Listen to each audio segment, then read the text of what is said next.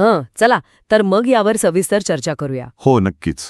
कारण आजचा आपला विषय वरवर पाहता जितका ओळखीचा वाटतो ना, तितकाच तो आतून खूप गुंतागुंतीचा आणि अनेक पदर असलेला आहे. अगदी बरोबर.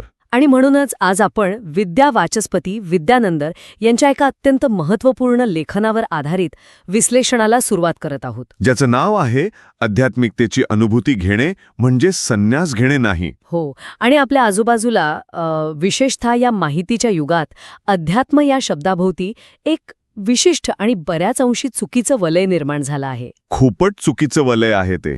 म्हणजे अनेकांची अशी ठाम समजूत असते की जर खऱ्या अर्थाने आध्यात्मिक व्हायचं असेल तर आपल्याला समाजापासून तुटावं लागेल. हो, सर्व काही सोडून द्यावं लागेल. हो ना, म्हणजे आपल्या महत्वाकांक्षा सोडाव्या लागतील किंवा कुठेतरी एकांतात जाऊन बसावं लागेल, जंगलात किंवा हिमालयात. नेमकं तेच. पण या लेखनाचा मूळ उद्देशच हा आहे की ही पलायनवादी वृत्ती मोडून काढणे. आणि हे खूप गरजेचे आहे आजच्या काळात. खरंच, कोणत्याही व्यक्तीला आपल्या दैनंदिन जीवनातील गोंधळात, वाढत्या EMIच्या ओझ्यात आणि ऑफिसच्या राजकारणात राहूनही ती आंतरिक शांतता कशी शोधता येईल हे आपण आज उलगडणार आहोत. या संपूर्ण चर्चेचा पायाच हा आहे की अध्यात्माला त्याच्या पारंपरिक आणि काहीशा कर्मठ चौकटीतून बाहेर काढायचं आणि त्याला आधुनिक मानवी जीवनाच्या मानसिक संघर्षाशी जोडायचं. बरोबर.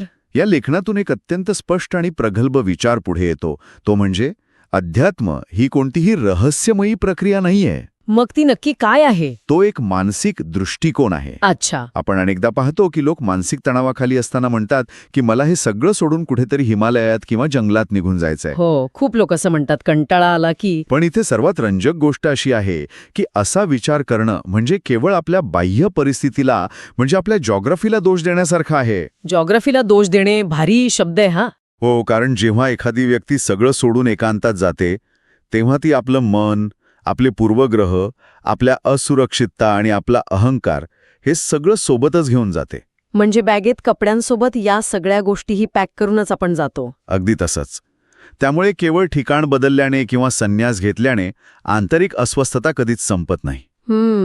मूळ प्रश्न हाच आहे की आपण स्वतःच्याच मनातून पळून कुठे जाणार आहोत. वा, हे खूपच खोल आहे.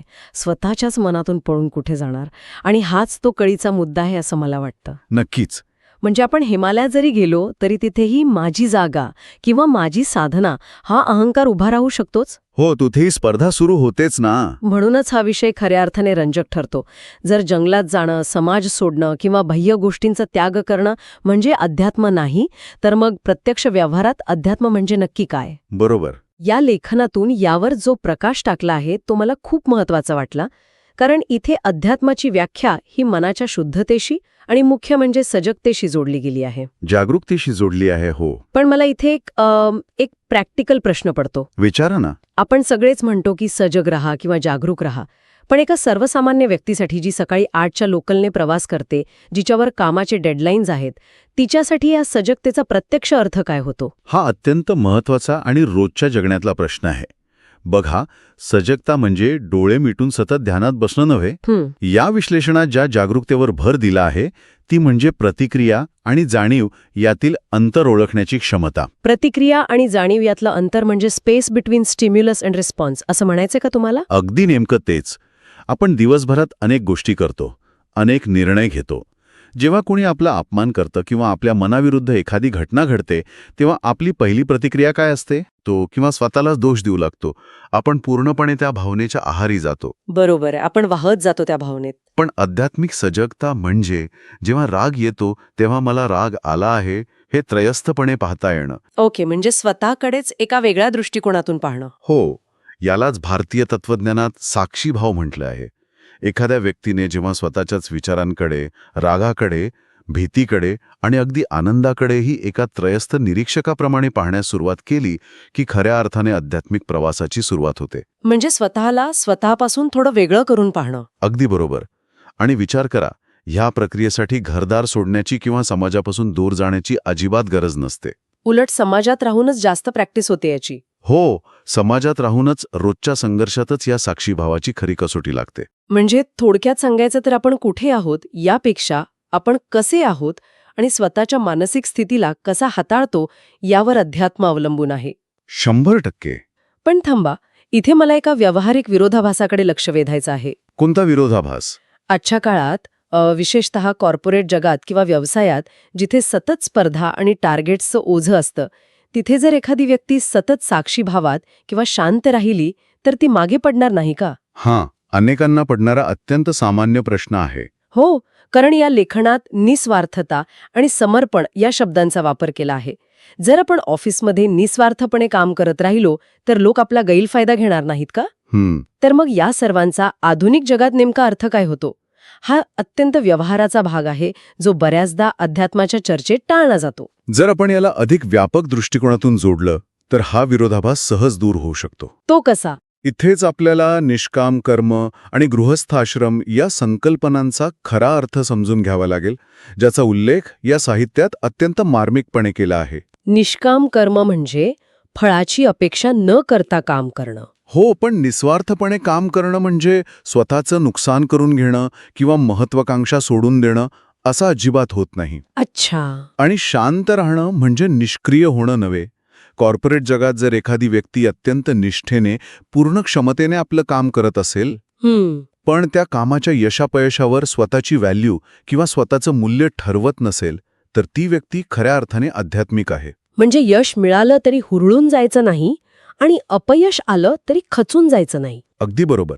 स्पर्धा असावी, पण ती स्पर्धा केवळ स्वतःला अधिक उत्तम बनवण्यासाठी असावी, इतरांना खाली खेचण्यासाठी नसावी. हा मुद्दा खूप महत्वाचा आहे. जेव्हा एखादी व्यक्ती मी हे कर्म केवळ परिपूर्णतेसाठी करत आहे, फक्त फळाच्या लालसेपोटी नाही, या भावनेतून काम करते, तेव्हा कामाचा ताण निघून जातो. हो, कारण आपण परिणामांची चिंता करणं सोडून दिलेलं असतं. आणि आश्चर्याची गोष्ट म्हणजे जेव्हा ताण नसतो तेव्हा कामाचा दर्जा अनेक पटींनी सुधारतो. क्या बात आहे. हे खरंच खूप लॉजिकल आहे. त्यामुळे निस्वार्थता ही एक मानसिक अवस्था आहे, ती व्यावसायिक प्रगतीच्या आड येणारी भिंत नाही. हा विचार खरोखरच दृष्टिकोन बदलणार आहे.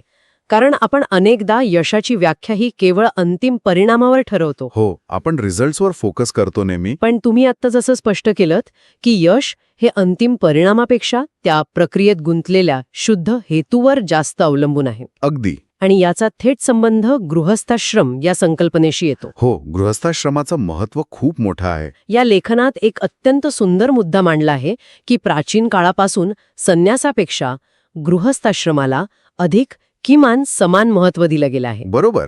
मला असं वाटतं की संन्यासाचं जीवन हे नियंत्रित वातावरणात असतं. हो, त्यांच्या आजूबाजूला त्यांना विचलित करणाऱ्या गोष्टी कमी असतात. पण जो माणूस समाजात राहतो त्याला रोज नवीन आव्हाने, नवीन लोक आणि नव्या भावनांना सामोरं जावं लागतं. रोज एक नवीन परीक्षा असते त्यांची. अशा वेळी कुटुंबाची जबाबदारी पार पाडणं, मुलांना योग्य संस्कार देणं, समाजाचं देणं लागण्याची भावना ठेवणं हे कोणत्याही खडतर तपश्चर्येपेक्षा कमी नाहीये. अगदी बरोबर.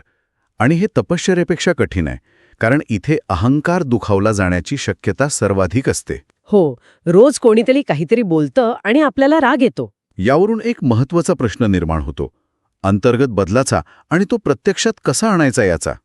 गृहस्थाश्रमात किंवा समाजात वावरताना माणसाला पदोपदी स्वतःच्या अहंकाराचा सामना करावा लागतो. कधी घरातल्याच व्यक्तींसोबत मतभेद होतात. कधी व्यावसायिक आयुष्यात कोणी श्रेय लाटण्याचा प्रयत्न करतं. हो, ऑफिस पॉलिटिक्स. अशा वेळी केवळ शांत रहा असं सांगणं म्हणजे जुजबी मलमपट्टी केल्यासारखं आहे. मग यावर उपाय काय सांगितला यात? या साहित्यामध्ये 3 अत्यंत महत्त्वाच्या गुणांवर भर दिला आहे: करुणा, संयम आणि विवेक. करुणा, संयम आणि विवेक. हो, हे 3 गुण जेव्हा एखाद्या व्यक्तीच्या आचरणात येतात तेव्हाच खऱ्या अर्थाने आध्यात्मिक अनुभूती शक्य होते. पण इथेच तर खरी गोम आहे ना. कशी काय? करुणा दाखवणं हे ऐकायला खूप उदात्त वाटतं. पण समजा एखाद्याने आपला जाणीवपूर्वक अपमान केला आहे किंवा आपल्या पाठीत खंजीर खुपसला आहे, तर अशा व्यक्तीबद्दल करुणा कशी निर्माण होणार? साहजिक आहे हा प्रश्न पडणं. तिथे तर राग आणि संताप येणं अत्यंत स्वाभाविक आहे. अशा वेळी करुणा दाखवणं हे दुबळेपणाचं लक्षण नाही का? इथेच आपण करुणेचा अर्थ समजण्यात गल्लत करतो. असं? करुणा म्हणजे एखाद्याच्या चुकीच्या वागण्याला मूक संमती देणं किंवा अन्याय सहन करणं असा अजिबात होत नाही. मग करुणा म्हणजे नेमकं काय? करुणा म्हणजे त्या व्यक्तीच्या कृतीमागील अज्ञान, असुरक्षितता किंवा तिचं मानसिक कंडिशनिंग समजून घेण्याची प्रगल्भता. अच्छा, म्हणजे ती व्यक्ती असं का वागते हे समजून घेणं. हो, जेव्हा कुणी आपल्यावर विनाकारण रागवतो तेव्हा तू स्वतः आतून किती अस्वस्थ आणि दुःखी असेल याची जाणीव होणं म्हणजे करुणा. म्हणजे आपण त्याच्या रागाला वैयक्तिकरित्या घेत नाही. बरोबर. आणि या करुणेसोबतच येतो विवेक, ज्याला आपण डिसर्नमेंट म्हणतो. विवेक म्हणजे योग्य आणि अयोग्य यातला फरक ओळखणं. अगदी. विवेक आपल्याला हे शिकवतो की काय योग्य आहे आणि काय अयोग्य. एखाद्याच्या चुकीच्या वर्तनावर प्रतिक्रिया द्यायची की नाही, आणि द्यायची असेल तर ती किती तीव्र असावी हे ठरवण्याची क्षमता म्हणजे विवेक. आणि हे सगळं अंमलात आणण्यासाठी संयम लागतो. नेमकं तेच. आणि या दोन्ही गोष्टींना कृतीत आणण्यासाठी लागतो तो संयम.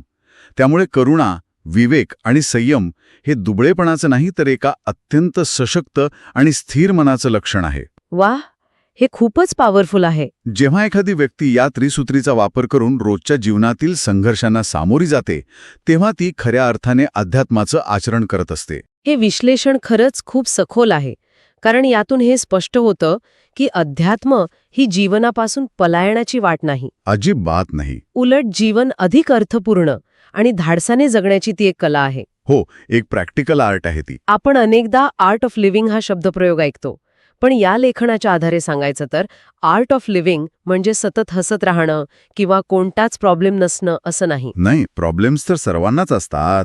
तर जीवनात येणाऱ्या अडचणींना, दुःखांना आणि संघर्षांना एका मोठ्या परिप्रेक्ष्यातून पाहता येणं. अगदी बरोबर. जेव्हा एखादा माणूस स्वतःच्या स्वार्थाच्या पलीकडे जाऊन कुटुंबासाठी, मित्रांसाठी किंवा समाजासाठी काहीतरी योगदान देतो, तेव्हा त्याच्यात एक नैसर्गिक व्यापकता येते. हो, आणि तोच खरा संन्यास. आणि मला वाटतं ही व्यापकता म्हणजे संन्यासाचा खरा अर्थ आहे. कपडे बदलून किंवा घर सोडून संन्यास घेण्यापेक्षा स्वतःच्या मनातील लोभ, द्वेष आणि संकुचितपणाचा संन्यास घेणं जास्त महत्वाचं आहे. हे अगदी अचूक निरीक्षण आहे तुमचं.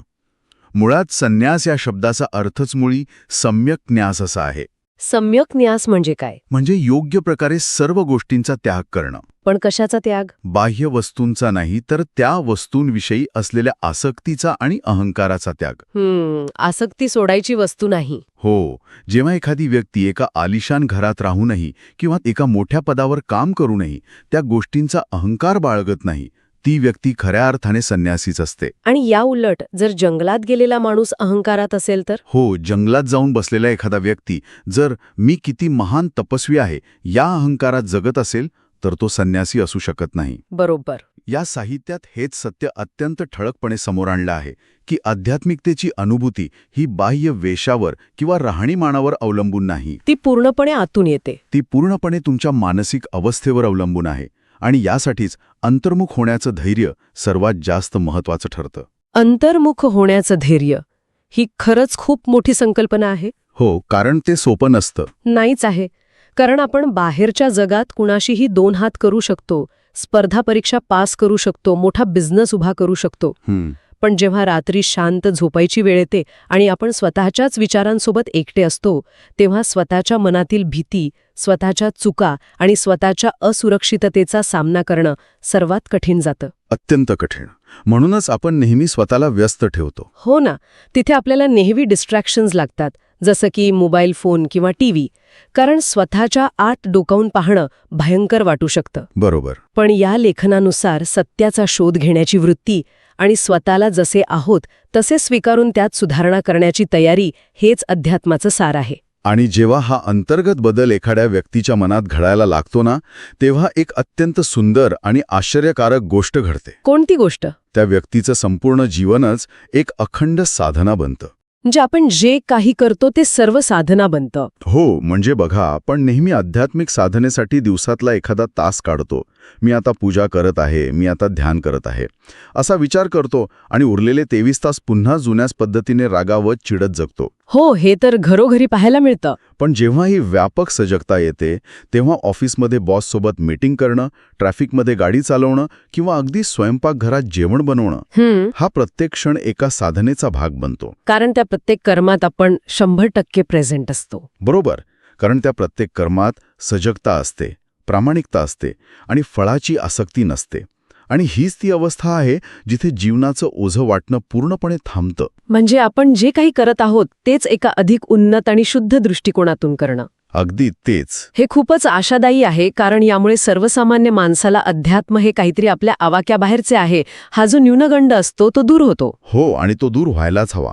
या चर्चेतून आपण खऱ्या अर्थाने एका महत्त्वपूर्ण टप्प्यावर पोचलो आहोत. सुरुवातीला आपण जो उद्देश मांडला होता, अध्यात्मविषयीचे गैरसमज दूर करणं आणि संन्यास न घेता दैनंदिन जीवनातूनच ती शांतता कशी मिळवता येते हे समजून घेणं, तो इथे सार्थ ठरताना दिसतोय. नक्कीच, मलाही तसंच वाटतंय.